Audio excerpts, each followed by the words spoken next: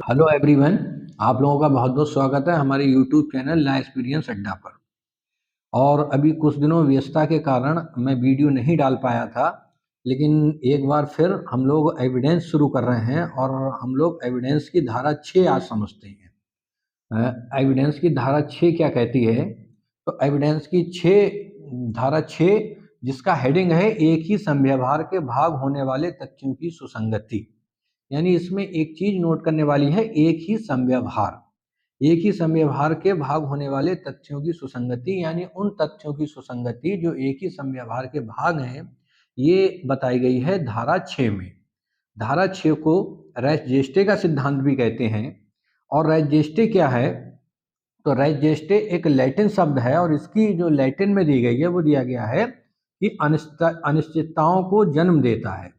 यानी कुछ ऐसी घटनाएं हो जाती हैं जो अनिश्चित तो होती हैं, लेकिन फिर भी उनको रैच-जेस्टे के तहत हम एविडेंस में ले लेते हैं।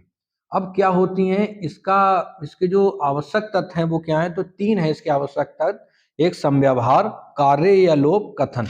समव्यवहार क्या होता है कि कोई भी कार्य हो वो एक कुछ घटनाओं का परिणाम होता है, कि एक सीक्वेंस में घटनाएं होती हैं, वो समव्यवहार कहलाता है। इसको हम जो केस लॉज हैं उनसे बहुत अच्छी तरह से समझते हैं। जैसे एक केस है, इसमें बहुत ही लीडिंग केस है, आर बनाम फोस्टर का। समव्यवहार क्या है? तो उसमें यह बताया गया कि जो गवाह था उसने भागता हुआ ट्रक देखा, घटना नहीं देखी, लेकिन न्यायालय ने यह माना कि एक ही समव्यवहार के भाग हैं।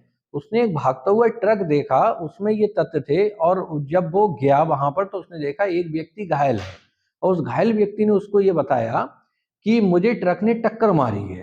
तो देखा जाए इसमें ट्रक को टक्कर मारते हुए तो देखा नहीं था गवाह ने, लेकिन फिर भी न्यायालय ने इसको एक्सेप्ट किया कि हाँ, ये एक ही समव्यवहार का भाग हो सकते हैं, तो ये समव्यवहार है।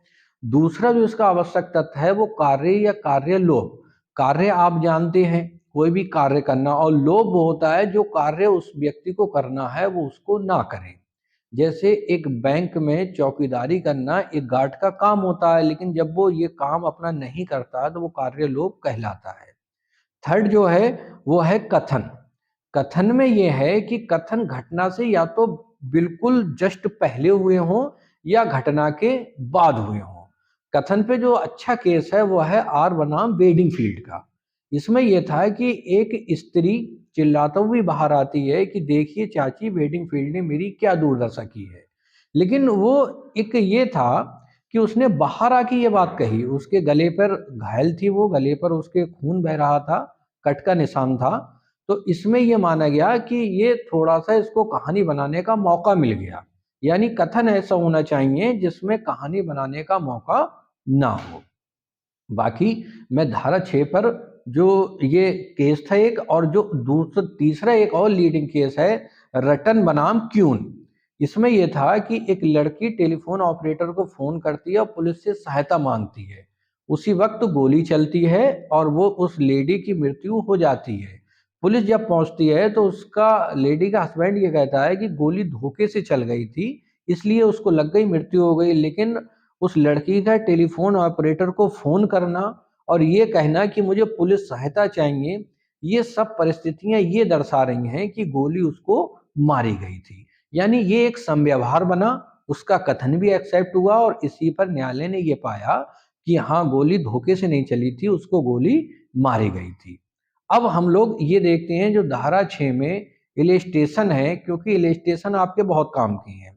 प्री का क्वेश्चन, क्योंकि आपका फरवरी में प्री का पेपर है पीसीएसजे का, तो आपको तो एक धारा 6 में यही याद रखना है कि धारा 6 में क्या है कि एक ही समव्यवहार के भाग होने वाले तथ्यों की सुसंगति। कभी कभी क्वेश्चन ये आ जाता है कि एक ही समव्यवहार के भाग होने वाले तथ्यों की सुसंगति किस धारा में है? तो धारा 6 में। दूसरा प्री में क्वेश्चन ये आ जाता है कि रेस जेस्टे का सिद्धांत किस धारा में है? तो धारा 6 में। तीसरा क्वेश्चन ये आ जाता है कि रेस जेस्टे के सिद्धांत से संबंधित केस कौन सी है? तो ये दो केस आपको बहुत लीडिंग केस है, याद रखना है, एक रटन बनाम क्यून का और एक आर बनाम फोस्टर का। ठीक, इसके आगे आते हैं। चूंकि अब कोई भी धारा हो तो उसमें इलिस्ट्रेशन बहुत महत्वपूर्ण होते हैं, तो इसमें कुछ इलिस्ट्रेशन है उनको हम देखते हैं, और कभी कभी क्वेश्चन में सीधा सीधा इलस्ट्रेशन आता है और पूछ लेते हैं ये किस धारा में सुसंगत माना जाएगा। तो पहला जो इलस्ट्रेशन है वो ये है कि खा को पीटकर उसकी हत्या करने का अभियुक्त है। का या खा या पास खड़े लोगों द्वारा जो कुछ भी पिटाई के समय, ध्यान रखना, जो कुछ भी पिटाई के समय या, हाँ, तो अब हम धारा का मेन पार्ट पढ़ते हैं। जो वेरेक्ट में धारा है उसको देखिए, समझते हैं क्या है। तो उसमें ये दिया है जो तथ्य विवाद ना होते हुए भी किसी विवाद तत्व से इस प्रकार कनेक्ट हैं कि वह एक ही संव्यवहार के भाग हैं, वे तत्व सुसंगत हैं, चाहे वे उसी समय और स्थान पर या विभिन्न समयों स्थानों पर घटित हुए हों। अब देखिए इसमें दो चीज है। क्या चीज है कि विवाद तत्व उस प्रकार कनेक्ट हैं कि वे एक ही संव्यवहार के भाग हैं और वे तत्व सुसंगत हैं। तो जिस सुसंगत है, यहाँ के बाद जो लाइन है ये बहुत इंपॉर्टेंट है, ये इलस्ट्रेशन से समझ में आती है। क्या है, चाहे वे उसी समय और स्थान पर या विभिन्न समयों और स्थानों पर घटित हुए हों। तो पहला स्थान देखिए इसमें समय का है, पहला इलस्ट्रेशन सॉरी समय का है, वो क्या है, वो ये है खा को पीटकर उसकी हत्या करने का अभियुक्त है। का या खा या पास खड़े लोगों द्वारा जो कुछ भी पिटाई के समय या उससे इतने अल्पकाल पूर्व या पश्चात कहा या किया गया था कि वह उसी संव्यवहार का भाग बन गया, तो क्या है, तथ्य सुसंगत है। यानी बहुत बड़ी बात है कि पिटाई के समय अल्पकाल पूर्व या पश्चात दोनों समय जो तथ्य कहे गए हैं वो क्या है, सुसंगत हैं। अब जो सेकंड इलस्ट्रेशन है, इलस्ट्रेशन बी, वो ये कहता है कि ए एक सशस्त्र विप्लव में भाग लेकर जिसमें संपत्ति नष्ट की जाती है, फौजों पर आक्रमण किया जाता है, जेलें तोड़कर खोली जाती हैं, भारत सरकार के विरुद्ध युद्ध करने का अभियुक्त है। इन तथ्यों का घटित होना साधारण संव्यवहार का भाग होने के नाते सुसंगत है, चाहे ए उन सभी में उपस्थित ना रहा हो। यानी यहाँ स्थान बदल गया है लेकिन वो एक ही संव्यवहार के भाग हैं, तो तथ्य सुसंगत हैं। ये दोनों इलस्ट्रेशन बहुत महत्वपूर्ण है, बहुत पूछे जाते हैं। तो इस धारा में इस तरह से हम ये देखते हैं कि प्री के क्वेश्चन कौन कौन से बन सकते हैं। एक बार चूंकि आपका प्री का पेपर है तो प्री के हिसाब से आपको पता होना चाहिए धारा 6 में कौन कौन से क्वेश्चन हैं। तो कुछ क्वेश्चन हैं जिनको आपको याद करना है धारा 6 के हिसाब से। पहला क्वेश्चन यही है कि रेस जेस्टे का सिद्धांत किस धारा में है, धारा 6 में है। दूसरा क्वेश्चन ये है कि एक ही संव्यवहार के भाग होने वाले तथ्यों की सुसंगति किस धारा में है, धारा 6 में।